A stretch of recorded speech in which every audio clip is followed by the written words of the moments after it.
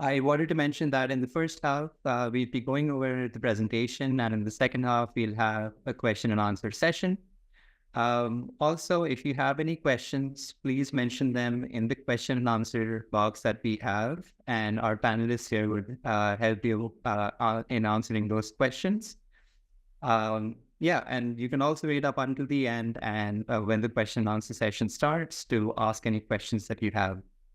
So we'll begin with an introduction to the program and go over the program requirements. We'll then go over the rebates offered under this program. After that, we'll delve into the application process and the documents required for pre-approval. At the end of the presentation, we'll be opening the room for the question and answer session, like I mentioned.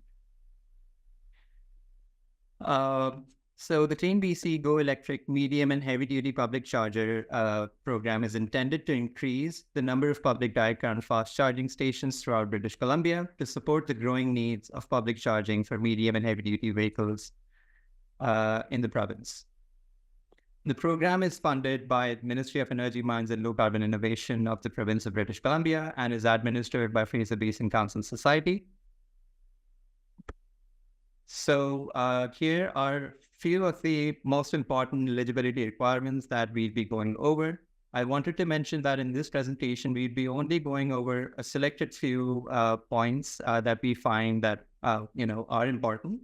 For comprehensive information, I would like to recommend that please go through the program website and the program guide that are available in the Zoom chat. The links for which are available in the Zoom chat. So first, one of the basic eligibility requirements for this program is that the proposed chargers and the site should be accessible by medium and heavy duty vehicles class 6 and above for 24 hours a day, 365 days per year.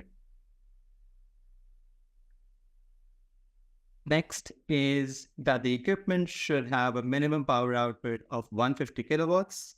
And the last and one of the most important ones is that it is a pre-approval based program. Applicants must apply and be pre-approved for program rebates and have a signed funding agreement with Fraser Basin Council for their project prior to starting their project. Additionally, any costs incurred before pre-approval will not be eligible for rebates. Next is applicant eligibility criteria. To be eligible for rebates, the applicant must be a business, not-for-profit, local government, indigenous community, utility, or public sector organization located and operating in British Columbia, excluding core government entities, that is provincial ministries, but including non-core entities, example, utilities, health authorities, school districts, universities, crown corporations, etc. Be the current site owner or have an approval in writing from the site owner to install the charging station or charging infrastructure for a minimum of 10-year period. So these are the rebate amounts available under this program. Applicants are eligible for up to 2 rebate tiers to cover up to 50% of the eligible project costs of DCFCs and related infrastructure, with power outputs of greater than equal to 150 kilowatts up to, but less than 250 kilowatts. And the second tier is greater than equal to 250 kilowatts. And you can see the rebate tiers and the rebates that are offered are at each tier on your screens. Now we'll be going over some important components of the program application process and program application review process. The first one is scoring preferences or evaluation criteria. After the application deadline date, that is once we have received all the applications, all the pre-approval applications, we'll be reviewing them. We'll be scoring them based on certain parameters. So the first criteria or the parameter is applicant qualification, relevant expertise, and experience. So here, the applicant needs to demonstrate that they have relevant expertise and experience required to complete an EV charging project. You can include examples of EV charging projects that you have worked on in the past or your organization owns and operates. Timeline and achievability. Here, the applicant needs to demonstrate a clear path to meeting the 24-month timeline required for projects funded through this program. You can provide an estimated timeline of your project and how you plan to complete it within 24 months. Third is location rationale.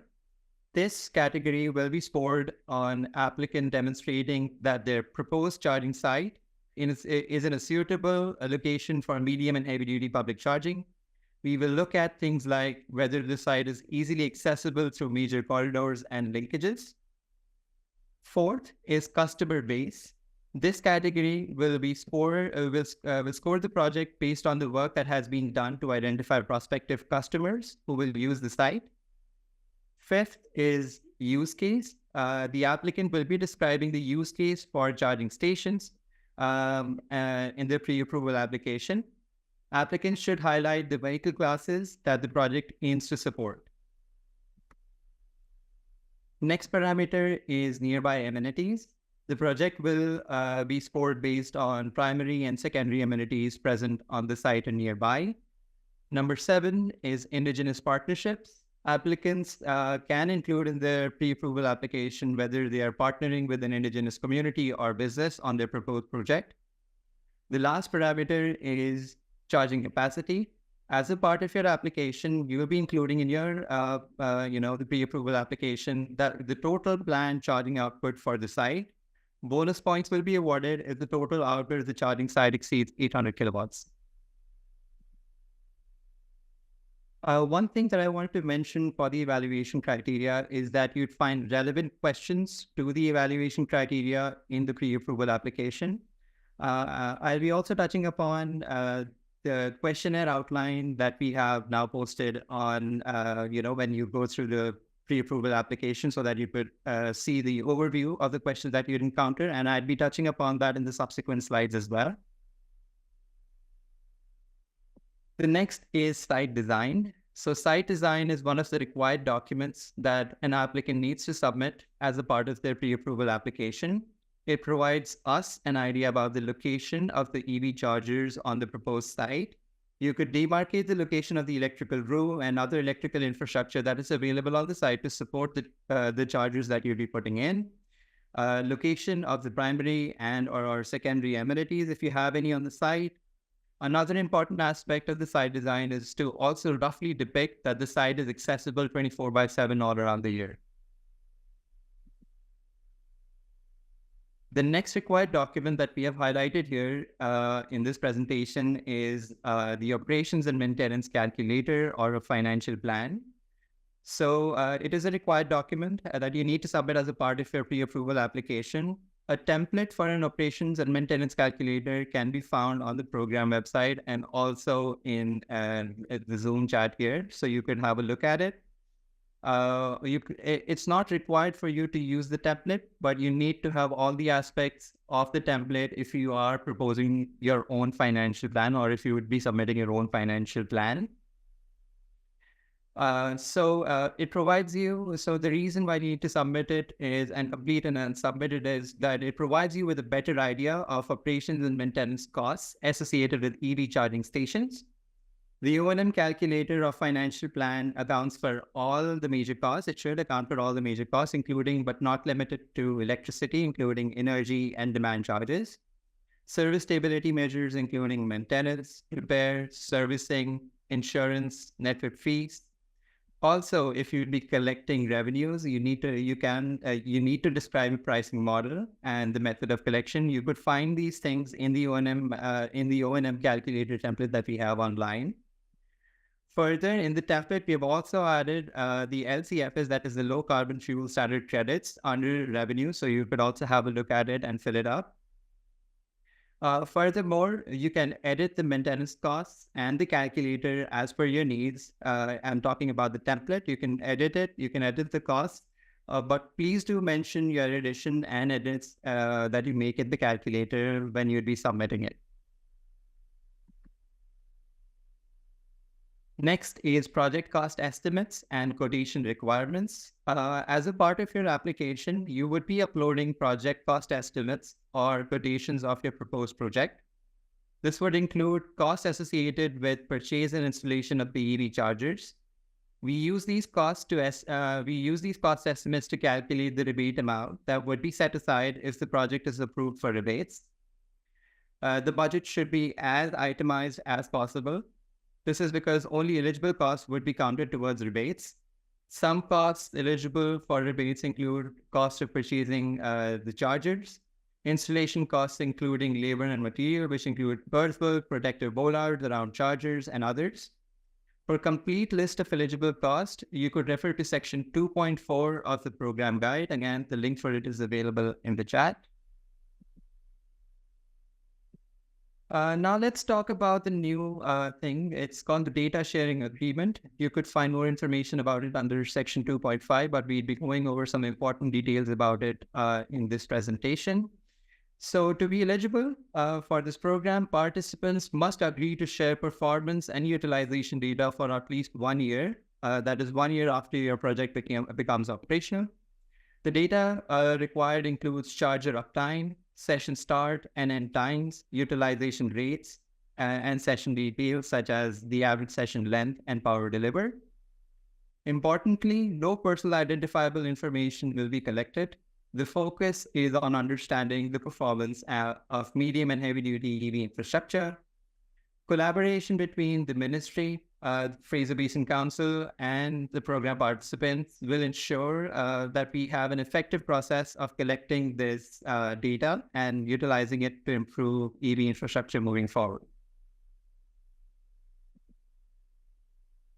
Now I'll be summarizing the steps an applicant goes through while applying or participating in the CleanBC Go Electric Medium and Heavy Duty Public Charger Program. The first step is to look at the eligibility requirements. You can reach out to us through email if you have any questions about the eligibility requirements. We can also schedule one-on-one calls if you would like. Further, the recording of this webinar will also be posted online after the webinar, so you can revisit the webinar as well. The next step is to apply for pre-approval. This would involve submitting application for pre-approval with the required information by the application deadline date, that is 29th of November 2024 by 11:59 p.m. Pacific time. After we receive all the applications, we will be reviewing it and announcing the pre-approval results. A funding agreement will be signed between the successful applicant and Fraser Basin Council. This funding agreement will include rebate amount calculated based on the budget that you'd be providing in the pre-approval application and other factors such as the output of the chargers. An applicant would get 60 days to sign this funding agreement once they receive it. After the funding agreement is signed, the applicant gets 24 months to complete the project. After completing the project, the applicant will be submitting final documentations to us, and after this, the funding will be provided. So this is the complete application process, starting from understanding the eligibility requirements till completing your project and getting the rebates. So next is the list of documents that you would be submitting as a part of your pre-approval application. As such information as well that you'd be submitting as a part of your pre-approval application. So the first one is the name of the organization with legal documentation and the main contact. As a part of legal documentation, you can submit incorporation documents or business license of your organization. You need to submit the address and features of the proposed installation site. A written permission to use the site if your organization is not a site owner. You can find more information about point number 3, that is written permission to use, under section 2.1 of the program guide. Proposed number, output, and model of EV chargers. Budget quotation. Operations and maintenance plan and calculator. Again, templates for these are available on our program website and also in the Zoom chat. There's optional documents as well that you can submit. For example, site pictures and EV charger specification sheet. I also want to mention that we also have an application questionnaire outline that you could look at. So you would need to log in to the Apply Now section on our program website. And on the first page, once you log in, you'd be able to find the link to the application questionnaire outline. It provides an overview of the questions that you would encounter in the pre-approval application. There are several questions, so you could go through the questions before, filling up your pre-approval form. I also want to share a few important things about the pre-approval application. So you need to submit a separate application for each site that you're applying for. There can be multiple chargers on each site under one application. But then again, if you have separate sites, please submit separate application for each. The province reserves the right to limit the number of EV chargers that would be funded through the project. The next is it is a competitive program and pre-approval is not guaranteed to all participants. And the last one is that the applicant will be responsible for covering the ongoing operations and maintenance costs associated with the chargers and will be required to prepare an operations and maintenance plan for it as well, because the program only funds the capital costs of the EV chargers that you'd be purchasing and the related infrastructure that you'd be using to installing them. Finally, I'll mention that between now till the program deadline date, you could reach out to us on the following email ID for any clarification and concerns. And we could also set up one-on-one calls like I'd mentioned earlier in the presentation if you want to. For comprehensive information, I'd again reiterate that, please refer to the program website and the program guide. You'd find the rebates, eligibility information on rebates, eligibility criteria, application process, and you'd also find frequently asked questions on our program website. So yeah, that's about it from the presentation. Thank you for listening in. Now we'll be opening the room for question and answer session. I want to mention that please keep the questions general to the program. And if you have any specific questions about your project or about the site that you're working at, please reach out to us separately and we'd be happy to answer those questions for you. Thank you.